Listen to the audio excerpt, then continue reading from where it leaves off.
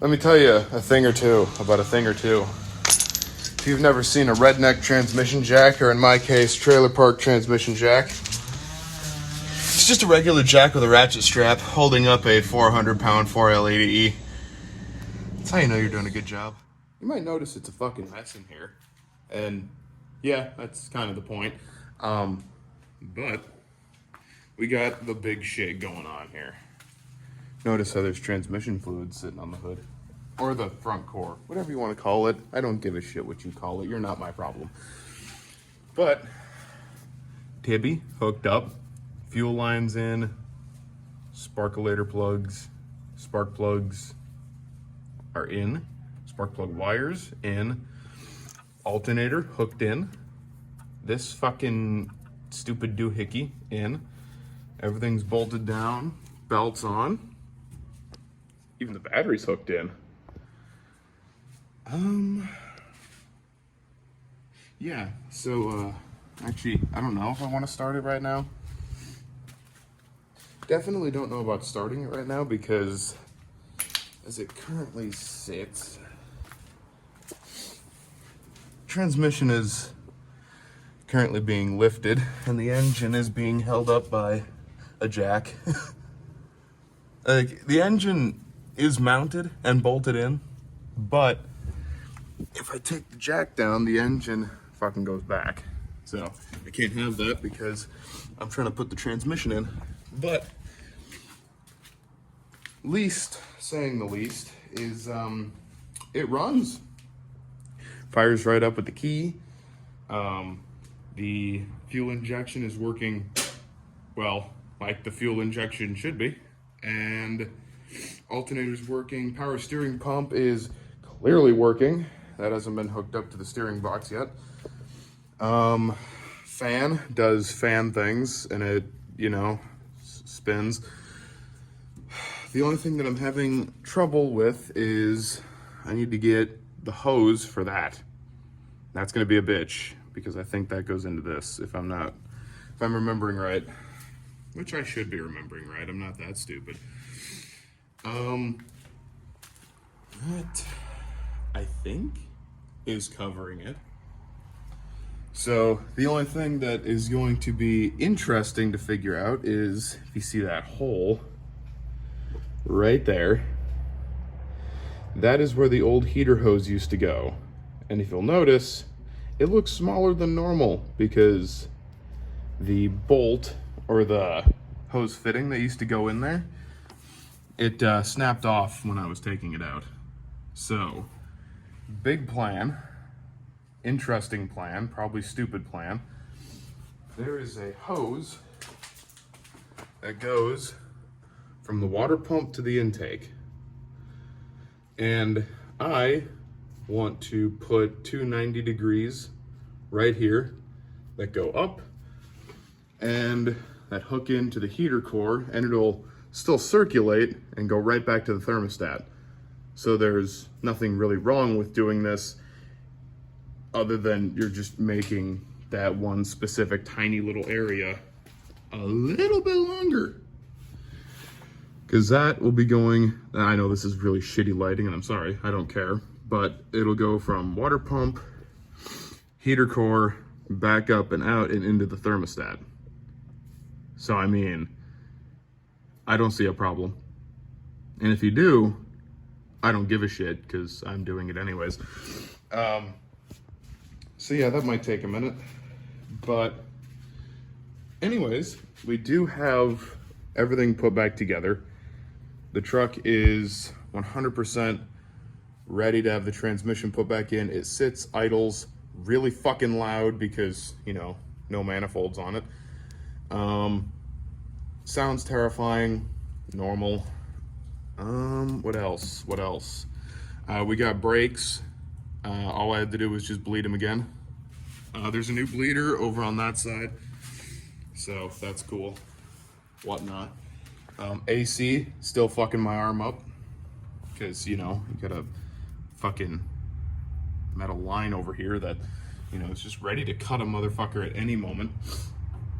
Do you really need your PCV valve if you just plug it off? No, you're fine. we got 2 vacuum lines mixed into 1 vacuum line. So yeah, it just kind of goes right back into itself until I give a fuck and actually hook up all the sensors again. I'm not gonna do that until this thing moves. When it moves, then I will put everything back together, plug in the cooling system, but I just want to make sure that that transmission hasn't like sat too long without doing anything, because it was dry. Like I drained all the fluid out of it, and it's just been sitting right here for the past year and a half. So I would like to plug everything back in, make sure that it at least moves forward and backward, and then from there, then we'll actually re-plug everything back in. The only thing that's gonna be a bitch is getting that rear axle reset. I think it's leaf spring, we'll find out. One leaf appears to be slightly longer. Let me just show you what I mean. So, mounting point. This is what I use as a reference, is this little notch right here. So this one is going before it, more toward the cab. So, and I know these are the wrong bolts, eat my dick, I don't care. And so we move over around this, because I park way too close all the time. As you'll see here, I'm really good at parking, but this one is going after the notch, more toward the bumper. So that is what I'm fighting right now. And I'm wondering if this leaf gave way and collapsed, and that may have set our axle kind of crooked. So I'm wondering if that's our issue. More than likely it is. I wouldn't be surprised.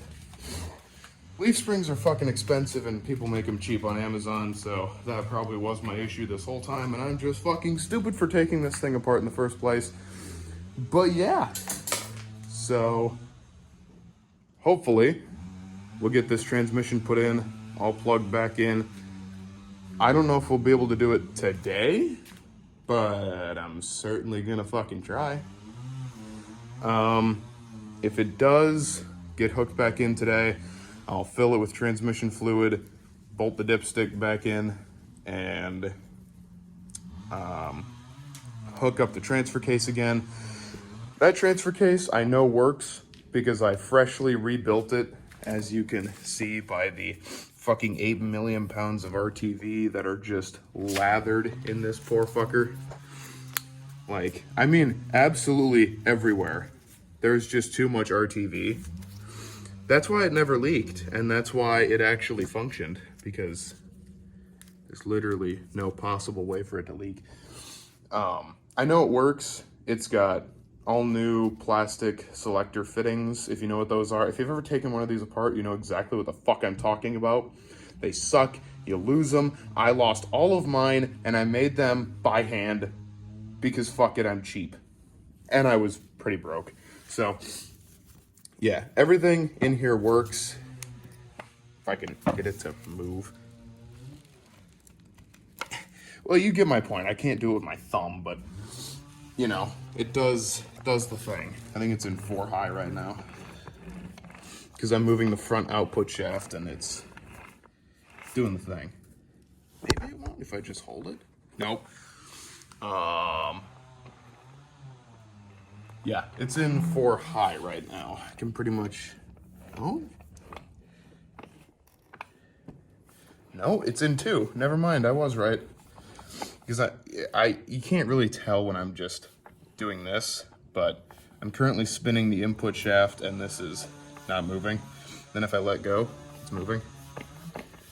So yeah, it's in 2 high right now. So if I just click it down, 4 high, see, 4 high, 4 low. So you can see how fast I'm moving this and how fast that's moving.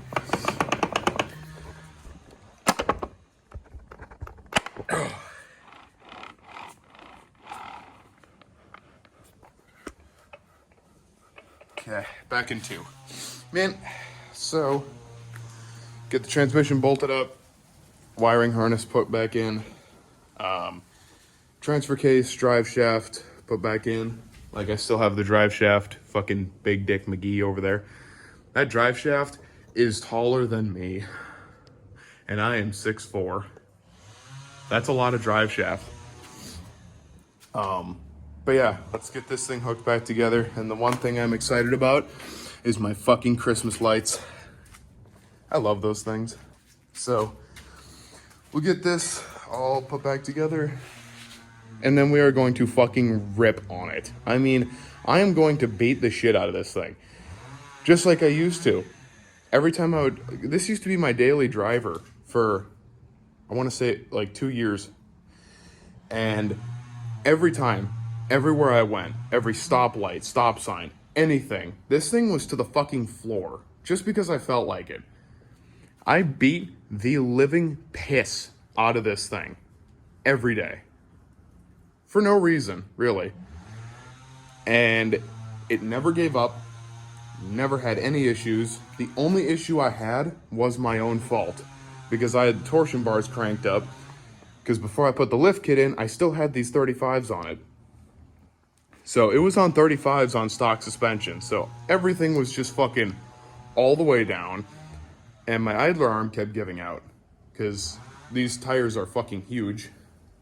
And, you know, that's a lot for a steering system to handle, especially when it's also fighting tie rods that are angled like this.